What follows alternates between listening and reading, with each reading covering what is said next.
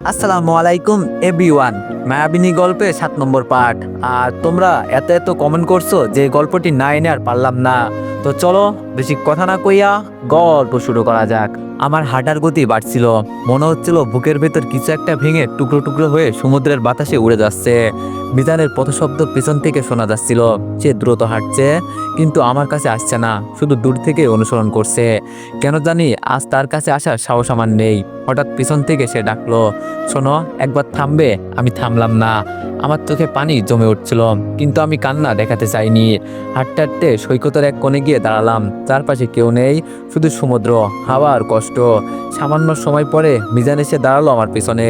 কিছুক্ষণ চুপ, কোনো কথা নেই। তারপর সে ধীরে বলল, তুমি চাইলেই আমাকে ঘৃণা করতে পারো, কিন্তু আমি তোমাকে মিথ্যা বলতে চাইনি। আমি চোখ মুছে তার দিকে ফিরলাম। আমি বললাম, আপনি আমাকে বিয়ে করলেন কেন? যদি আপনার জীবনে অন্য কেউ ছিল? মিজান মাথা নিচু করে ফিসফিস করে বলল, ছিল, কিন্তু এখন আর নেই। আর এটা আমার জীবনের সবচেয়ে বড় ব্যথা। আমার গলায় কাঁপুনি। আমি বললাম, কিন্তু সে তো বলল আপনি তাকে ছেড়ে দিয়েছেন। হঠাৎ করে মিজান গম্ভীর শ্বাস ফেলে বলল, সত্যি কথা বলবো, ও আমাকে ছেড়ে গেছে। আমার সেনা পেশায় সমস্যা হবে বলে বলেছিল। সেনাবাহিনীর লোককে নাকি জীবনভর টেনশনে থাকতে হয়। যেভাবে আমরা মাঠে যাই, ঝুঁকি নিই, সে বলেছিল তার মন এমন জীবন মেনে নিতে পারবে না। আমি থমকে গেলাম। আমি বললাম, মানে? মিজান বলল, ওই মেয়েটা 5 বছর আমার সাথে ছিল, কিন্তু সেনাবাহিনীর চাকরিতে যোগ দেওয়ার পরই ও বদলে গেল। আমি কাঁদতাম। আমি থেকেও থাকতে পারতাম, সেনা ছাড়তেও পারতাম, কিন্তু ও নিজেই বলল, তোমার সাথে জীবন কাটাতে পারবো না। ওই রাতে ও আমাকে ব্লক করে দেয়। আমার চোখে জল জমে উঠেছিল, কিন্তু আমি বললাম, তাহলে আসছে এসব বললো কেন? মিজান তিক্ত হেসে বলল, কারণ তুমি আমাকে পেয়েছো। সে অভিমানী, প্রতিশোধ নিতে চেয়েছে হয়তো। যাকে সে একসময় ফেলে গেছে, আজ তাকে অন্য কারোর সাথে দেখে সহ্য হয়নি। আমি চুপ হয়ে গেলাম। হাওয়া থেমে গেছে, সমুদ্র যেন চুপ হয়ে গেছে। কিছুক্ষণ পর মিজান আরেকটু কাছে এসে বলল, তুমি আমাকে না জেনে বিচার করছো। এটা আমার কষ্ট দেয়নি। আমার কষ্ট লেগেছে তুমি আমাকে বিশ্বাস করোনি দেখে। আমি চোখ নামিয়ে বললাম, কষ্ট পেয়েছো বলে ভাবিনি। মিজান সামনে এসে দাঁড়ালো, আমার 2 হাত ধরে তার হাতে তুলে নিল। মিজান বলল, আমি তোমাকে ভালোবাসি। এটা প্রমাণ করার জন্য 1000টা যুক্তি দেব না, শুধু একটা কথাই বলবো, তুমি ছাড়া আমার কোনো ভবিষ্যৎ নেই। আমার হাত থরথর করে কাঁপছিল। আমি বলতে চাইলাম, আমি ভয় পেয়েছিলাম, কিন্তু বলতে পারলাম না। মিজান ধীরে বলল, চলো অন্য জায়গায় যাই, মানুষ আছে এখানে। আমি হাত ছাড়িয়ে বললাম, না, এখানেই বলুন সব কথা। সে দীর্ঘশ্বাস ফেলল। মিজান বলল, ঠিক আছে, শোনো, আমি তোমাকে নিয়ে কোনোদিন খেলিনি। তোমার প্রত্যেকটা অভিমান, রাগ আমি মনের মধ্যে জাগিয়ে রাখি। তুমি ছোট বলে তোমাকে ফেলে দিব, এমনটা ভাবলে ভুল হবে। আমি একটু কেঁপে উঠলাম। ওয়ানেক্স হচ্ছে সবচেয়ে বিশ্বস্ত বুকমেকার। পিএইচডি এবং সিরিয়া এই অ্যাপের অফিসিয়াল পার্টনার। এই অ্যাপে আপনি cricket, football, tennis live match দেখে এবং তাদের ভবিষ্যৎবাণী করে সহজেই অর্থ উপার্জন করতে পারবেন। সেই সাথে বিএমডব্লিউ গাড়ি, আইফোন, ল্যাপটপ এবং আরও অনেক নগদ পুরস্কার জেতারও সুযোগ রয়েছে। এই অ্যাপটিতে আপনি crash crystal, under and over 21 ইত্যাদি গেম খেলে সহজেই আয় করতে পারবেন। আপনি বিকাশ, নগদ, রকেট, ব্যাংক, ক্রিপ্টো, পেপাল এবং অন্যান্য সহজ পদ্ধতির মাধ্যমে সহজেই আপনার জেতা টাকা তুলতে পারবেন। এখানে আপনি 24 ঘন্টা 7 দিন গ্রাহক সহায়তা পাবেন। তাই এখনই গুগলে ওয়ানেক্স সার্চ করে প্রথম ওয়েবসাইটে গিয়ে রেজিস্ট্রেশন করুন। আর হ্যাঁ, রেজিস্ট্রেশনের সময় আমার প্রোমো কোড VOTO7 ব্যবহার করে প্রথমবার ডিপোজিটে 20,000 টাকা পর্যন্ত পান। আমি বললাম, তাহলে আজ আমার জায়গা কোথায় আপনার জীবনে? মিজান এগিয়ে এসে আমার কাঁধে হাত রাখলো। তার চোখে কষ্ট, রাগ, যন্ত্রণা মিশ্র অনুভূতি। মিজান বলল, তুমি তুমি আমার জীবনের সেই জায়গায় আছো যেখানে কাউকে আর রাখতে পারবো না। আমার চোখ ভিজে গেল। সে আরো ধীরে বলল, তোমাকে হারাতে ভয় আজও আছে। আমি ফিসফিস করলাম, তাই বলে আপনি আমাকে কিছুই বলবেন না?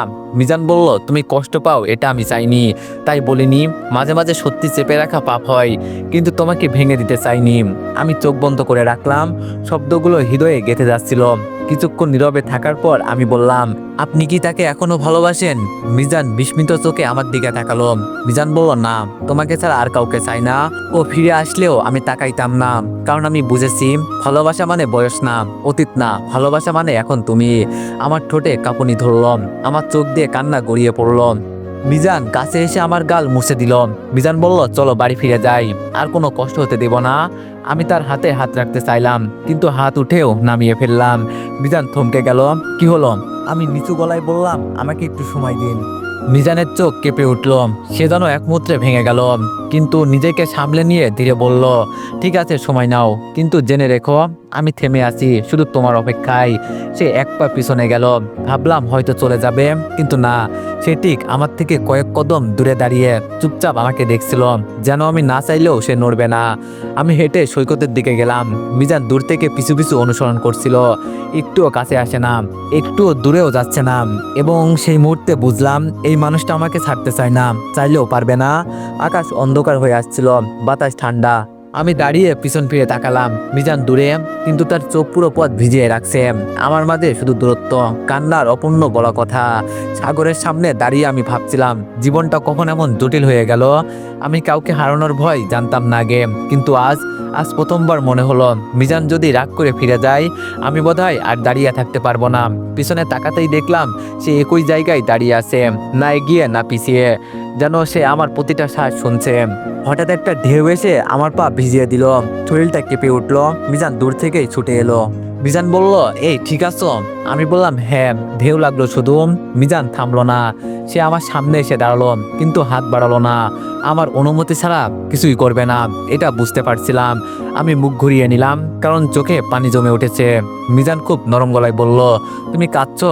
আমি মাথা নেড়ে বললাম, না, সমুদ্রের হাওয়া চোখে লাগছে। মিজান তিক্ত হেসে বলল, হাওয়া কি এভাবে কাঁদায় নাকি আমি? তার কণ্ঠে ছিল ভাঙা ব্যথা, যা আমাকে আরো কষ্ট দিল। আমি ধীরে বললাম, আপনি যদি আগে বলতেন। মিজান সাথে সাথে উত্তর দিল, ভুল হয়েছে, স্বীকার করছি, কিন্তু বিশ্বাস করো তোমাকে কষ্ট দিতে চাইনি কখনো। আমি চুপ করে রইলাম। সে একটু কাছে এলো, আমাকে একটু সময় দেবে ব্যাখ্যা করতে?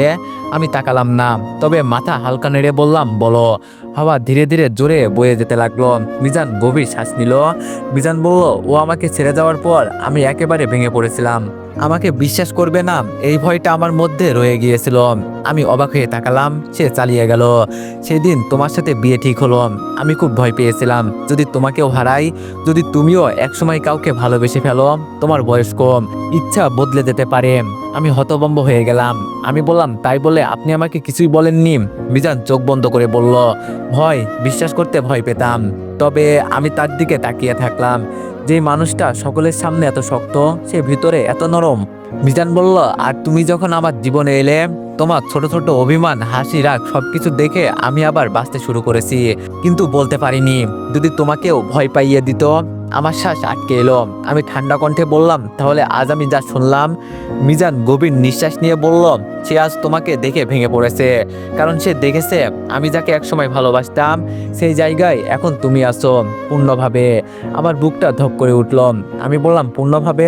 মিজান বলল, হ্যাঁ, তুমি না থাকলে আমি শেষ হয়ে যেতাম। আমি চোখ নামিয়ে ফেললাম। মিজানের চোখ লাল হয়ে আছে, কিন্তু সে কান্না চেপে রেখেছে। একটা তীব্র হওয়ার ঝাপটা এলো, আমি সামনে পা হড়কে পড়ে যাচ্ছিলাম। ঠিক তখনই মিজান দুই হাতে আমাকে ধরে ফেলল। আমাদের চোখ এক মুহূর্তের জন্য আটকে গেল। তার চোখে আমি দেখলাম ভয়, ভালোবাসা আর আমাকে হারানোর আতঙ্ক। সে ফিসফিস করে বলল, আর কখনো আমাকে এভাবে দূরে যেও না। ভেবে পাই না যদি তোমাকে হারাই। আমি ধীরে ধীরে হাত ছড়িয়ে নিলাম, কিন্তু এবার আর রাগ করে নয়। তারপর নিচু গলায় বললাম, আমি দূরে যাইনি, আমি শুধু আঘাত পেয়েছি। মিজান ভাঙা গলায় বলল, আমি সারা জীবন তোমার কষ্ট সরাতে চাই, শুধু আমাকে সুযোগ দাও। আমার নিঃশ্বাস ভারী হয়ে গেল। মনে হচ্ছিল কষ্ট আর ভালোবাসা মিলেমিশে বুককে আরো শক্ত করে চাপ দিচ্ছে। আমি ধীরে বললাম, চলি, ফিরি। মিজান হাঁটা শুরু করলো, কিন্তু আমার থেকে ঠিক এক হাত দূরে। এগিয়ে এসে আমার হাত ধরলো না, শুধু পাশে থাকলো। হোটেলের সামনে পৌঁছে সে দরজা খুলে দাঁড়িয়ে রইল, আমাকে আগে যেতে দিল, যেন আজ সবকিছুতেই আমার ইচ্ছা চলবে। ঘরে ঢুকতেই আমি বললাম, মিজান। সে থামলো, চোখে আসা। আমি রাগ করিনি। তার চোখে পানির মতো ঝিলিক দেখা দিল। মিজান বলল, তাহলে আমাকে ক্ষমা করলে? আমি বললাম, একদম না। মিজান থমকে গেল। আমি বললাম, ক্ষমা করিনি, এখনো কষ্ট আছে। মিজানের মাথা নিচু হয়ে গেল। তখন আমি ধীরে বললাম, কিন্তু আপনাকে ছাড়বো না। মিজান এক ঝটকায় আমার দিকে তাকালো, চোখে যেন আলো জ্বলে উঠলো। সে ধীরে বলল, তোমার এই কথাটাই আমার বেঁচে থাকার শক্তি। আমি আর কিছু বললাম না। ঘরে নিঃশব্দতা নেমে এলো। এরপর মিজান খুব আস্তে আস্তে এগিয়ে এলো, আমার পাশে দাঁড়িয়ে বলল, একটা শেষ কথা শুনবে? আমি তাকালাম। সে বলল, আবার কষ্ট দেব না, জীবন দিয়ে হলেও না। আমি চোখ ফিরিয়ে নিলাম, কিন্তু আমার হৃদয় নরম হয়ে যাচ্ছিল ধীরে ধীরে। এবং ঠিক তখন মিজানের ফোন বেজে উঠল। স্ক্রিনের নাম সেনা হেডকোয়ার্টার। মিজানের মুখ মুহূর্তেই বদলে গেল। আমি থমকে গেলাম। কি হলো? মিজান দূরে তাকিয়ে ফিসফিস করে বলল, ডিউটির কল, জরুরি। আমার বুকটা মোচড় দিয়ে উঠল। সে ধীরে বলল, হয়তো আজ রাতেই আমাকে যেতে হবে। আমি নির্বাক হয়ে দাঁড়িয়ে রইলাম। এবার শুরু হলো নতুন ভয়, নতুন পরীক্ষা আর নতুন কষ্টের অধ্যায়। রাতটা যেন হঠাৎ করেই বদলে গেল।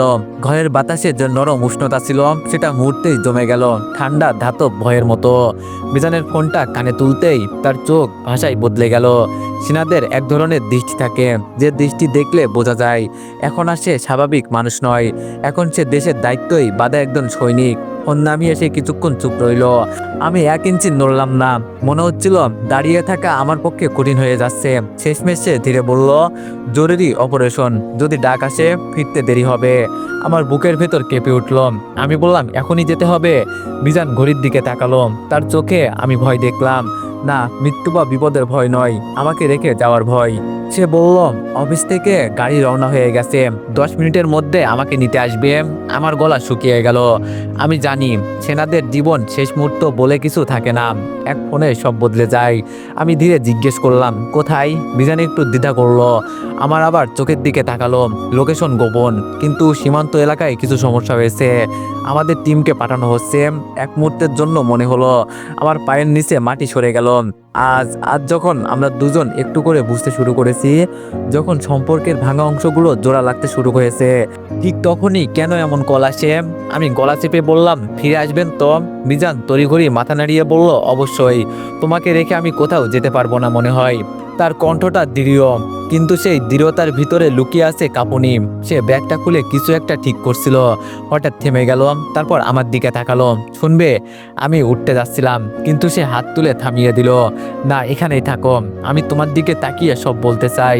আমার বুক মুচড় দিয়ে উঠল। মিজান বলল, তোমাকে কষ্ট দিয়েছি, কিন্তু ভেবো না তোমার জায়গাটা কারোর সাথে শেয়ার করব। যেখানেই যাই আমার মনে থাকবে শুধু তুমি। আমি চুপ, কথা বলতে পারছিলাম না। মিজান আমার কাছে এসে দাঁড়ালো, কিন্তু এবারও ছোঁয়ার চেষ্টা করলো না। আবার অনুমতি ছাড়া নয়। এই বদলটা আমি বুঝতে পারছিলাম। তার কণ্ঠ খুব নরম হয়ে গেল। তুমি একটু আগেই বললে ছাড়বে না আমাকে। ভাবো তো এটা আমার জন্য কি মানে? আমার চোখ আবার ভিজে উঠল। মিজান ফোনের নোটিফিকেশনে তাকিয়ে বলল, গাড়ি পৌঁছে গেছে। এ কথা বলতেই ঘরটা যেন হঠাৎ আবারও অন্ধকার হয়ে গেল। আমি উঠে দাঁড়ালাম। মিজান ব্যাগ কাঁধে নিল, দরজার সামনে গিয়ে দাঁড়ালো। ঠিক তখনই একটা শব্দ ভেসে এলো। সমুদ্রের ঢেউ নয়, হোটেলের লাইট হঠাৎ কেঁপে উঠল। বাইরে প্রচন্ড বাতাস বইতেছে, মনে হচ্ছে পাহাড়ি ঝড় আসতেছে। মিজান বলল, যতক্ষণ না ফিরি তুমি দরজা খুলবে না, আর ফোন সবসময় কাছে রাখবে, বুঝেছো? আমি মাথা নেড়ে বললাম, হ্যাঁ। সে আর 1 সেকেন্ডও নষ্ট করলো না, কিন্তু বের হওয়ার মুহূর্তে থেমে গেল। ধীরে, খুব ধীরে সে বলল, আমার একটাই ভয়। আমি অবাক হয়ে তাকালাম। কি ভয়? তার চোখে যেটা দেখলাম সেই ভয় বন্দুক, বুলেট যুদ্ধ নয়, সেই ভয় আমাকে নিয়ে। যদি ফিরে এসে দেখি তুমি আর আমাকে চাইছো না। আমার বুকটা কেঁপে উঠল। আমি খুব নরম গলায় বললাম, ফিরে আসেন আগে, তারপর আমাকে বিচার করা লাগবে না। মিজান একটা দীর্ঘ শ্বাস নিল। তার চোখে এমন একটা বিশ্বাস ফুটে উঠল যেটা ভাষায় বলা সম্ভব নয়। শেষমেশ সে দরজা খুলে বের হয়ে গেল। দরজা বন্ধ হওয়ার শব্দে আমার বুকটা দুমড়ে মুছে গেল। ঠিক এই সময় হোটেলের বাইরে হলুদ আলোয় দাঁড়িয়ে একজন মানুষ সব দেখছিল। মাধবী? হ্যাঁ, মিজানের অতীত। তার চোখে অদ্ভুত আগ্রাসী ঝিলিক, ঠোঁটে হালকা বাঁকা হাসি। সে ফোন বের করে কাউকে কল দিল। হ্যালো? হ্যাঁ, সে বেরিয়ে গেছে। আজ রাতটাই সঠিক সময়। তার গলা ভয়ঙ্কর নরম। আমি বলছিলাম, যাকে এক সময় আমি পেয়েছিলাম তাকে অন্য কারো হাতে যেতে দেব না। মাধবীর চোখে তীক্ষ্ণ দীপ্তি। আজ রাতেই সব বদলে যাবে। ফোন কেটে সে হেসে উঠল। মিজান, তুমি ভেবেছো তোমার জীবন থেকে আমি চলে গেছি? না, এবার আমি ফিরছি, কিন্তু শান্তির জন্য না। হাওয়ার শব্দ আরো ভয়ঙ্কর হয়ে উঠছিল। মিজানের জীবন ঝড়ের মুখে, আর আমি জানতেও পারছি না বাইরে আরো বড় ঝড় তৈরি হচ্ছে। রাতটা যেন অস্বাভাবিকভাবে নীরব হয়ে গেল। হোটেলের কাচের বাইরে সমুদ্রের আলো দেখা যাচ্ছে, কিন্তু আমার ভিতরের ভয় ঢেউয়ের চেয়েও বড়। মিজান বের হওয়ার পর ঘরটা হঠাৎ বিশাল হয়ে গেল, ভয়ঙ্কর নীরব। আমি বিছানায় বসে আছি, কিন্তু মনে হচ্ছে পুরো পৃথিবীটা জমে গেছে। হঠাৎ ফোনে একটা মেসেজ, বাইরে বেশি হাওয়া, দরজা বন্ধ রেখো, আমি পৌঁছালে জানাবো। মিজানের মেসেজ, কথাগুলো সোজা নয়, মনে হচ্ছে ভিতরে লুকানো কিছু চিন্তা আছে। আমি শুধু রিপ্লাই করলাম, সাবধানে যান। তারপর ফোন শক্ত করে ধরে রাখলাম, কিন্তু আমার অজান্তেই আরেক জায়গায় আরেক খেলা শুরু হয়ে গেছে। সীমান্ত এলাকায় মিজান। গাড়ি হোটেল থেকে বের হতেই মিজানের মুখ শক্ত হয়ে গেল। সামনে বসা একজন সৈনিক বলল, স্যার পরিস্থিতি খারাপ হতে পারে। মিজান ঠান্ডা গলায় বলল, ডিটেলসে বলো। একদল অস্ত্রবাসী সীমান্তের ভিতরে ঢুকেছে, তাদের ধরতে হবে আজ রাতের মধ্যেই। মিজান জানালার দিকে অন্ধকার পাহাড় দেখছিল, তার চোখে দায়িত্বের আগুন, কিন্তু কোনো এক জায়গায় একটা গভীর দুশ্চিন্তা। মাধবী নিজেই নিজেই বলতে লাগলো, আশা করিও ঠিক আছে, কিন্তু সে জানেই না ঝড় শুধু সীমান্তে নয়, ঝড় আসছে তার ব্যক্তিগত জীবনেও। হোটেলে আমি ঘরে একা বসে আছি, হাওয়া এত তীব্র যেন জানালার কাছে কেঁপে উঠছে। হঠাৎ দরজায় টুকটুক শব্দ। আমি চমকে উঠলাম, এই রাতে কেউ আসবে কেন? আমি ধীরে বললাম, কে? বাইরে থেকে মেয়ে কণ্ঠে বললাম, আমি রুম সার্ভিস। Room service? কিন্তু আমি তো কিছু অর্ডার করিনি। আমার ভিতর সন্দেহ জাগলো, জিজ্ঞেস করলাম, কি লাগবে? মেয়েটা বলল, স্যারদের নির্দেশে পানি দিতে বলেছে। নির্দেশে পানি? এটা আরো অদ্ভুত। কিন্তু আমি দরজা খুললাম না, বরং বললাম, পানি দরকার নেই, আপনি যান। মেয়েটা 2 সেকেন্ড চুপ করে থাকলো, তারপর গলা বদলে গেল, ঠিক আছে, যখন দরকার হবে বলবেন। স্বাভাবিক গলা নয়, চেনা, ঠান্ডা, বিষাক্ত। আমি দরজা চেক করে দেখলাম লক ঠিক আছে। হৃদয় ধুকপুক করছে। বেশি ভাবলাম না, তাতেই আবার ফোন বেজে উঠল। মিজান নয়, একটা অচেনা নাম্বার, ব্লক আইডি। আমি রিসিভ করলাম না, কিন্তু ফোন থামলো না, আবার বেজে উঠল। অবশেষে ভয় পেয়ে রিসিভ করতে মেয়েটি নরম গলায় বলল, একলা আছো? আমি শিউরে উঠলাম। এই কণ্ঠ, এই ঠান্ডা সুর আমি চিনতে পারলাম। মেয়েটি বলল, মাধবী। আমার সারা শরীর ঠান্ডা হয়ে গেল। আমি কিছু বলার আগে সে হেসে বলল, যেই জায়গায় আমি ছিলাম সেই জায়গায় তুমি এখন আছো, কেমন লাগে? আমার বুক ধুকপুক করছে। আমি গলা শক্ত করে বললাম, আপনি কেন কল দিয়েছেন? মাধবীর গলা আরো নরম হয়ে গেল, কারণ আজ রাতটা অনেক কিছু বদলাবে। তুমি হয়তো জানো না, যাকে তুমি এত ভালোবাসো সে আজ হয়তো বাঁচবে না। আমার শরীর পাথর হয়ে গেল। আমি বললাম, আপনি কি বলছেন? মেয়েটি বলল, মিজান যেখানেই যাচ্ছে সেখানে আমি পৌঁছে গেছি আগে। আর বিশ্বাস করো, আজ আমি কাউকে ছাড়বো না। আমি হাঁপাতে লাগলাম, আপনি কেন এমন করছেন? সে কথা কেটে বলল, কারণ ও আমাকে ফেলেছে, আর যে মানুষকে আমি ভালোবেসেছি তাকে আমি অন্য কারোর হতে দিব না। কলটা কেটে গেল। আমি কাঁপতে কাঁপতে দাঁড়িয়ে রইলাম, আমার গলা শুকিয়ে গেল। হঠাৎ বাইরে জোরে দরজার চাপ দিল কেউ। আমি দৌড়ে গিয়ে দরজার পিছনে দাঁড়ালাম। কেউ যেন জোর করে দরজা খুলতে চাইছে। আমার হাত কাঁপছে, হাঁপাচ্ছি, ভয় পাচ্ছি। হঠাৎ দরজার বাইরে সেই একই নারী কণ্ঠ, দরজা খুলুন, একটু কথা আছে। আমি চিৎকার করে উঠলাম, চলে যান, নইলে পুলিশ ডাকবো। বাইরে কয়েক সেকেন্ড নীরবতা, তারপর সেই ভয়ঙ্কর হাসি। তোমাকে ভয় দেখাতে আসিনি, বলতে এসেছি যদি মিজান আজ রাতে ফিরে আসে তবে এটা তোমার সৌভাগ্য হবে। আমার পায়ের নিচে মাটি নেই, মাথা ঘুরছে, আমি ভেঙে পড়ার মতো অবস্থায়। ঠিক তখনই ফোন বেজে উঠল। এইবার মিজান। আমি প্রায় কান্না গলায় রিসিভ করলাম, হ্যালো। মিজানের কণ্ঠ ভারী, শুনতে পাচ্ছ? সিগন্যাল খুব কম, আমরা সীমান্ত পৌঁছেছি। আমি কাঁপা গলায় বললাম, সাবধানে থাকবেন, অনেক কিছু। মিজান আমাকে থামিয়ে দিয়ে বলল, আমি ঠিক আছি, কষ্ট নিও না, তোমার কথা মাথায় আছে। ফোনে আওয়াজ হলো, কারো চিৎকার, কভার নাও, কভার নাও। মিজান দ্রুত বলল, ফোন রাখছি, যদি কিছু হয় আমাকে বিশ্বাস করো, আমি ফিরবো তোমার কাছে। ফোন কেটে গেল। আর আমি ভয়ে জমে থাকা মানুষ। দরজার বাইরে নীরবতা, কিন্তু আমি জানি ঝড় এখনো শেষ হয়নি। এইদিকে মেয়েটি, অন্যদিকে সীমান্তে গুলির শব্দ, আর তার মাঝে আমিও মিজানের ভালোবাসা। তো এভরিওয়ান, গল্পটি এখানে লাস্ট পার্ট করলাম না, কালকে লাস্ট পার্ট আনবো। তো যাই হোক, যদি ভালো লেগে থাকে তাহলে সবাই একটু বেশি বেশি কমেন্ট আর লাইক করে দিও। ধন্যবাদ।